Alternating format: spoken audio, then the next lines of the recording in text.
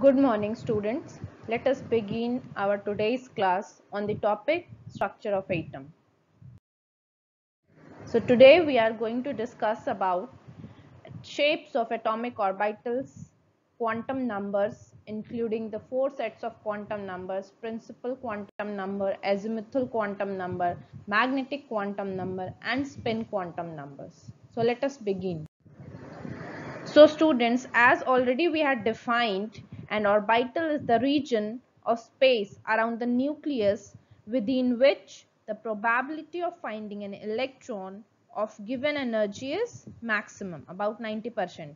So the probability at any point around the nucleus is calculated using Schrodinger wave equation, which we had discussed in our last class, and is represented by the density of the points. So the shape of electron cloud thus obtained gives the shape of the orbital. So let us discuss about the shapes of atomic orbitals.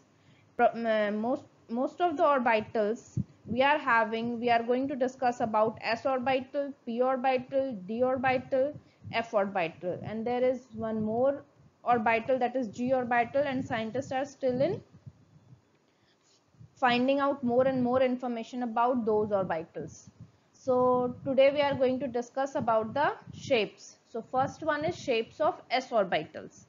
So as we had already explained, for the coordinates, suppose x, y, z of the electron with respect to the nucleus, coordinates x, y, z are with respect to the nucleus. So Schrodinger wave equation can be solved to get the value of the orbital wave function, that is psi. But we are knowing that psi has no physical significance. Instead, the psi square has the significance, as it gives the electron probability density of the electron at that point. So we can observe that probability of 1s electron is found to be maximum near the nucleus, and it decreases as the distance from the nucleus increases. Similarly, suppose we are considering 2s orbital, 2s orbital, electrons are there, so the probability again is maximum near the nucleus, and then decreases to 0 and increases again, and then decreases as the distance from the nucleus increases. So we can say that the shapes of s orbital are spherical shape, and that means the probability of finding the electron belonging to s orbital of any main shell is found to be identical in all directions at a given distance from the nucleus. You can see over here the shape of s orbital is spherical in shape. Hence we can say that s orbital is spherical in shape, which is symmetrical around the nucleus. You can see over here the axes are also drawn, x, y, and z axis. So we can say that for s orbital, it has only one orientation. The only shape having one orientation is sphere. So s orbital is spherical in shape, and they only differ in size, as 1s having less size than 2s orbital, then 3s orbital. You can see over here the shapes of different orbitals, 1s, 2s, and 3s.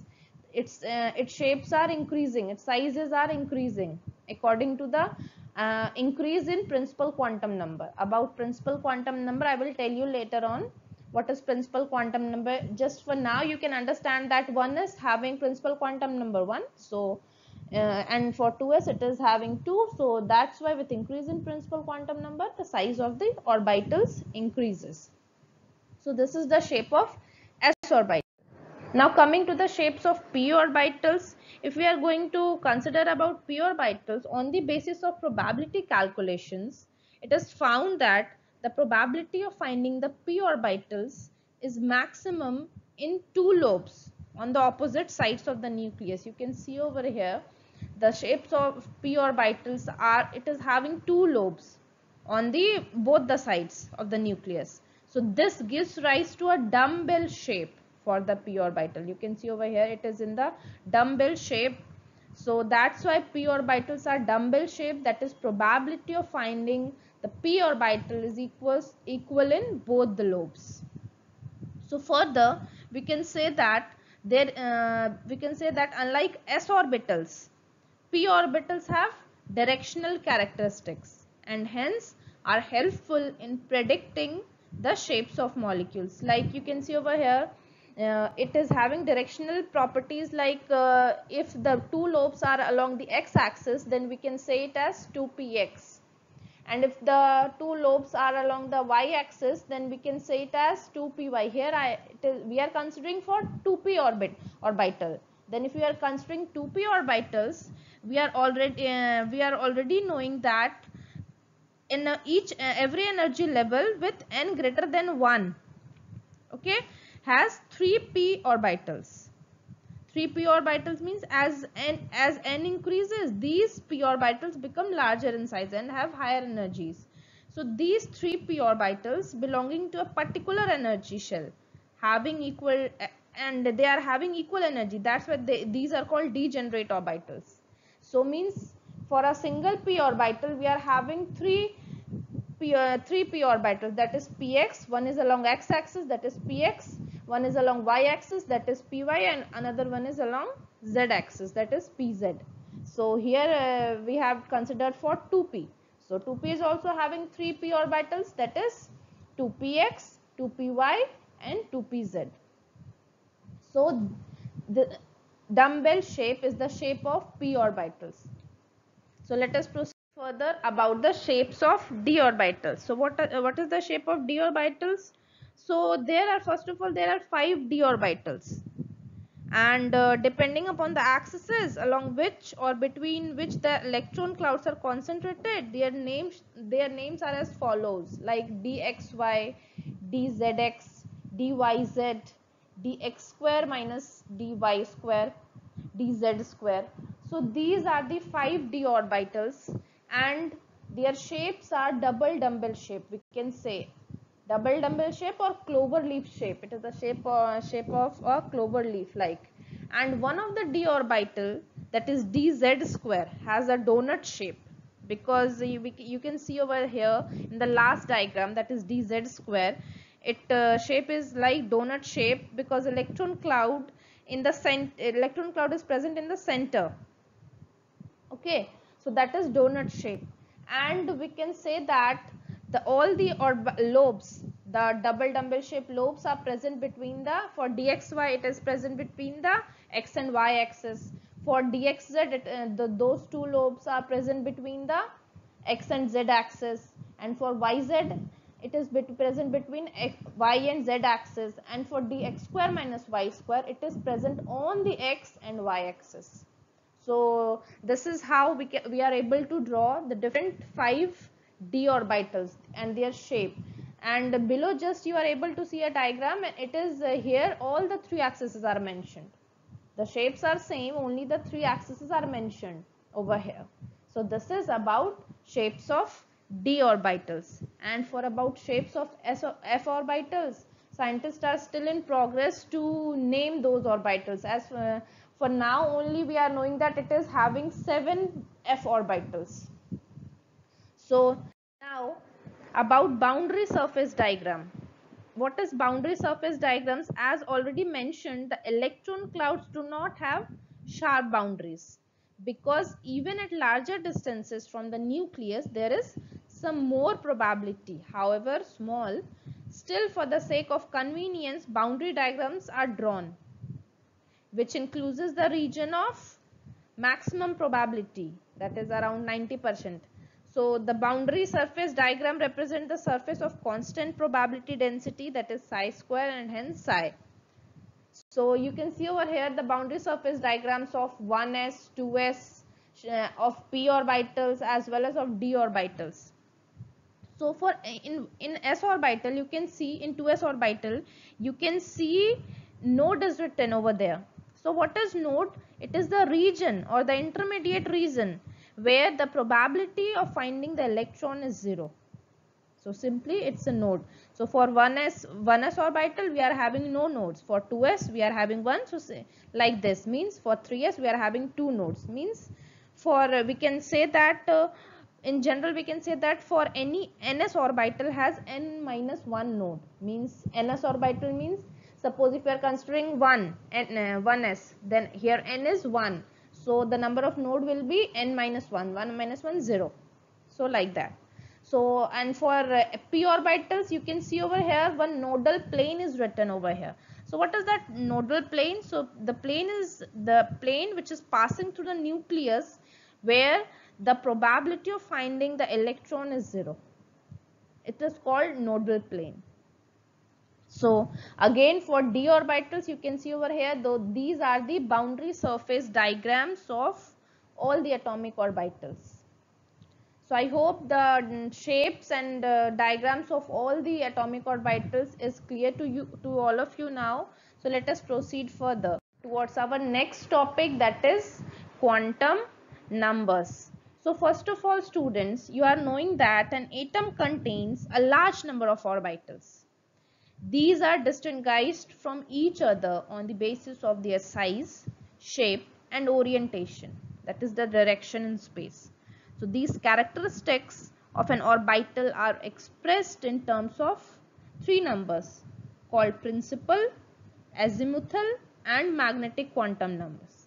But these three numbers are also following from the solution of Schrodinger wave equation. So further, to represent the rotation, or we can say the spin of the electron about its own axis, a fourth quantum number called spin quantum number is introduced. So now we are having the four set of quantum numbers. So quantum numbers may be defined as a set of four numbers with the help of which we can get complete information about all the electrons in an atom, that is their location, energy, the type of orbital occupied, shape and orientation of that orbital, etc. Means we can simply say that these numbers are like the postal address of a man. Means suppose we want to know about a particular person, suppose anyone, Mr. X, suppose. So for knowing about that person, we should know about his country, where, in which country he is living, where, in which town he is living, his lane and his house number as well. So quantum numbers are also the same. It is giving us complete information about all the electrons in an atom. So this is quantum number. So let us discuss each one of the quantum numbers in details one by one. So first one is principal quantum number. So it is the most important quantum number since it tells the principal energy level or shell to which the electron belongs. It is denoted by the letter small n and can have integral values except 0. That is n is equals to 1, 2, 3, 4, etc. So the various principal energy shells are also designated by the letters K, L, M, N, etc. starting from the nucleus. So this number helps in explaining the main lines of the spectrum on the basis of the electronic jumps between these shells. So the principal quantum number gives us the following information, like it gives us the average distance of the electron from the nucleus. In other words, we can say that it determines the size of the electron cloud, and further it completely determines the energy of the electron in hydrogen atom or hydrogen like particles. Hydrogen like particles means containing one electron. And further it is the maximum number of electrons present in any principal cell is given by 2n square, where n is the number of principal shell. So for example, suppose we are considering, this is about principal quantum number. So suppose we are considering an example, orbitals 1s, 2p, 3d, 4f. These are, suppose we are considering these orbitals. So for finding out the principal quantum number, we are knowing that it is represented by small n. So small n will be equals to 1 for 1s orbital, 2 for 2p orbital, 3 for 3d orbital and 4 for 4f orbital, etc. like and so on. Means whatever we are having the orbitals, so whatever be the number of integral value it is having, that will be the equals to the principal quantum number. So I hope it's clear to all of you about principal quantum number. So let us proceed further towards the next quantum number, that is azimuthal quantum number. So it is found that the spectra of the elements contain not only the main lines, but there are many fine lines also present. So to explain the presence of these fine lines, it was suggested that the electrons present in any main shell of the multi-electron atom do not have the same energy. This is because they move along different paths and hence have different angular momentum. Do you know angular momentum? It is the quantity of rotation of a body. You must have studied in your physics, and it is also equals to moments of inertia and its angular velocity. So thus within the same principal shell, there are present a number of subshell or sublevels of energy. So as a result, the number of electronic jumps increases, and so is the number of lines. So we can say that it gives us the following information as azimuthal quantum number, like it is giving us the number of subshell present in the main shell, means how many numbers of subshells are present in the given main shell, the angular momentum of the electron as well present in any subshell, what is the angular momentum of the particular electron, and it is also able to give us information about the relative energies of the various subshells, and also about the shapes of various subshells present within the same principal shell. Same principal shell means one is having main shell and inside it we are having subshells. So about that, and this quantum number is denoted by letter small l, means for a given value of n it can have any integral value ranging from 0 to n minus 1. So for example, suppose if we are considering first shell, that is k shell, then n will be equals to 1. So L can have only one value, that is n minus 1, 1 minus 1, 0. Only one value. For second shell, n is equals to 2. So L can have two values, 0 and 1. Why? Because we are knowing L is n minus 1. So 2 minus 1, that is 1, means 0 and 1. We are having values, two values for n is equals to 2. Similarly, for n is equals to 3, L can have three values, that is 1, 0, 1, 2, because it is range, the values of L is ranging from 0 to n minus 1. So similarly, for n is equals to 4, we are having four values of L, that is 0, 1, 2, 3.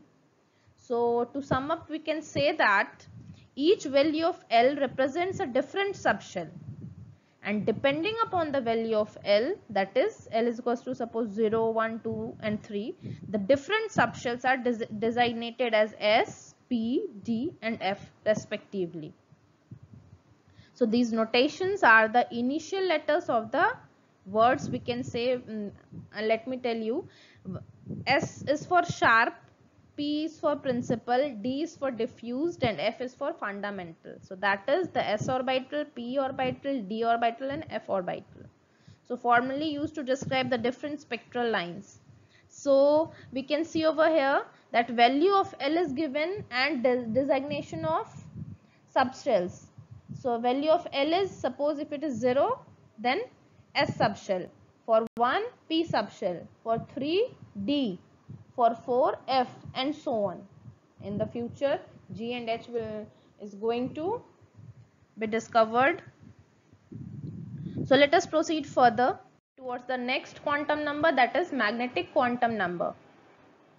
So what about magnetic quantum number? This quantum number is required to explain the fact that when the source producing the spectral line spectrum is placed in a magnetic field, each spectral line splits up into a number of lines, and we are knowing that this effect is known as Zeeman effect. So we can also explain it as like an electron due to its orbital motion around the nucleus generates an electric field. So this electric field in turn produces a magnetic field which can interact with the external magnetic field. So thus, under the influence of the external magnetic field, the electrons of a subshell can orient themselves in certain preferred regions of space around the nucleus called orbitals. So the magnetic quantum number determines the number of preferred orientations of the electrons present in a subshell. Just now before that I have told you what are the subshells. So since we are knowing that each orientation corresponds to an orbital, therefore the magnetic quantum number determines the number of orbitals present in any subshell.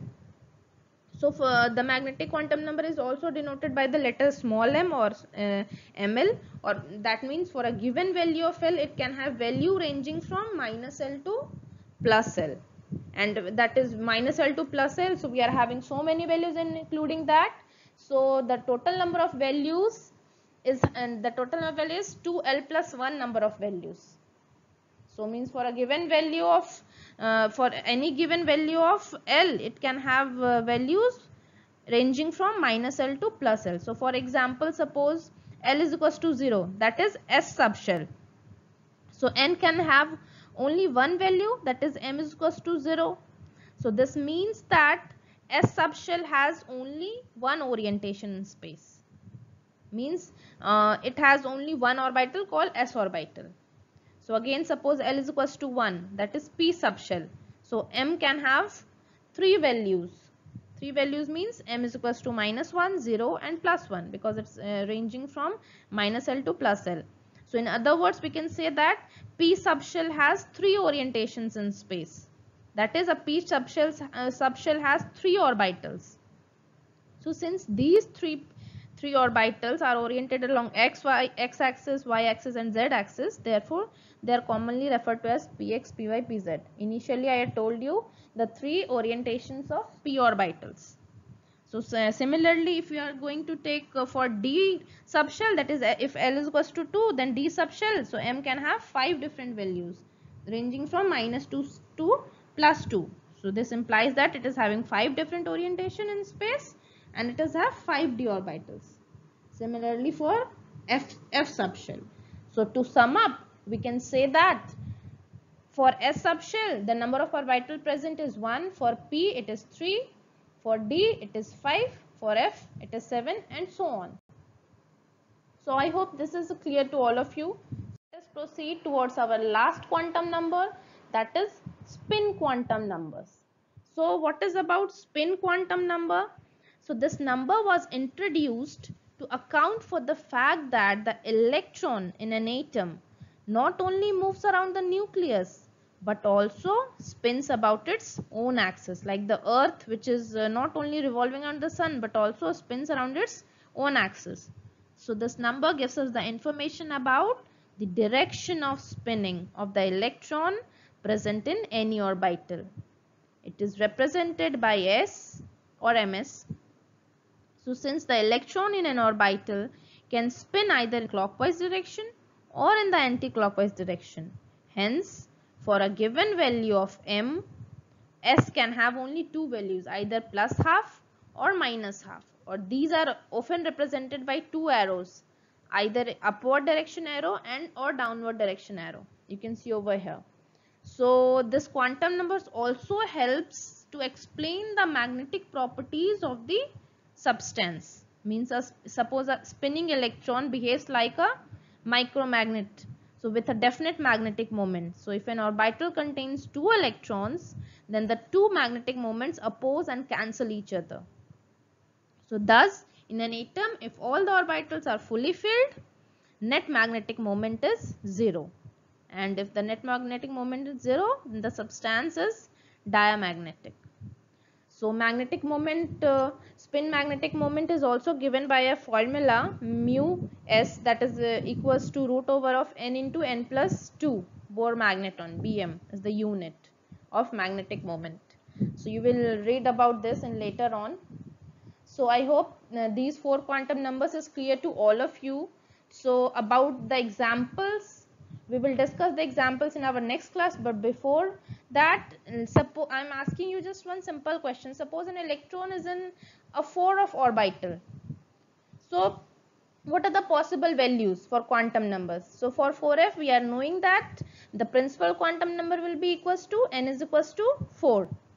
And then again for azimuthal, L will be equals to 3, n minus 1, that is 3. And for magnetic quantum number, it is from minus L to plus L, that is m will be equals to -3, -2, -1, 0, +1, +2, +3.